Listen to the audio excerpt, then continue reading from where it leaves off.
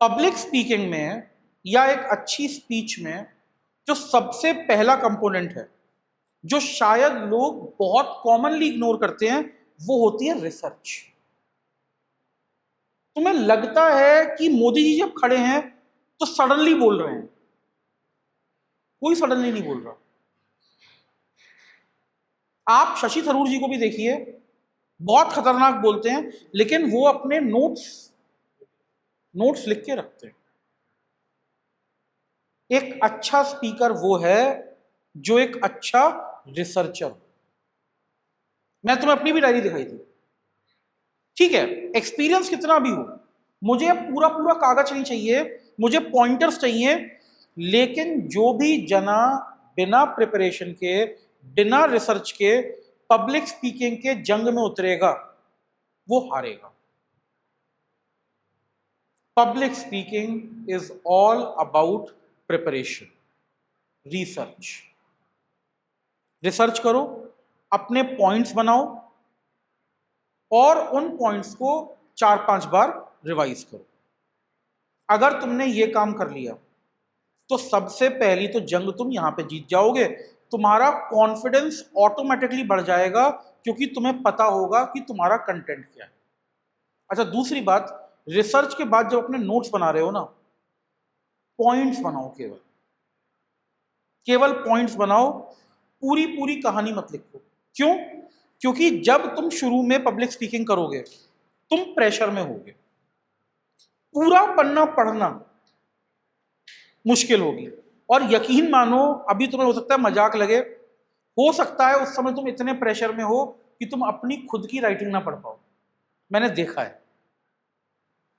First rule of speaking, चाहे public speaking हो, presentation हो, कुछ भी हो, हम मुंह तभी खोलेंगे जब हमारी रिसर्च पूरी हो। सीधी सी बात।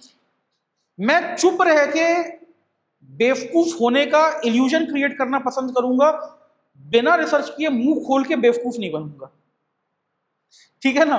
देखो, अगर तुम चुप हो ना, तो तब भी डाउट है कि हम बेवकूफ है या नहीं है, ठीक है। लेकिन बिना रिसर्च किए अगर मुंह खोला तो सारे डाउट खत्म हो जाएंगे, ठीक है ना? पहले रिसर्च करेंगे, उसके बाद मुंह खोलेंगे। ये बहुत इंपॉर्टेंट रूल है। बिना रिसर्च के हम किसी भी पब्लिक स्पीकिंग की सिचुएशन में नहीं जाएंगे। ये काम आप और कर सकते हो, कहानियां ढूंढो, मुहावरे ढूंढो, ठीक है, कुछ भी इस टाइप का जो उस चीज के कंसेप्ट को समझने में आसान करते हो। अब तो खैर वो डायलॉग तो नहीं रहे, सो जा बेटा वरना गब्बर आ जाएगा, लेकिन हाँ, मतलब इस टाइप से बच्चों को आप ये बात मान लो, वरना वो आ जाएगा, खाना खा ले वरना ऐसा हो जाएगा, वैसा। ये हमने बचपन से यही तो किया है। क्या है ये?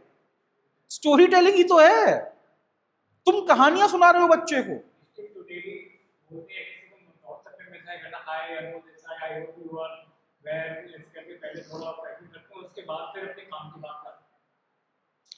हम सबको कहानियां पसंद हैं।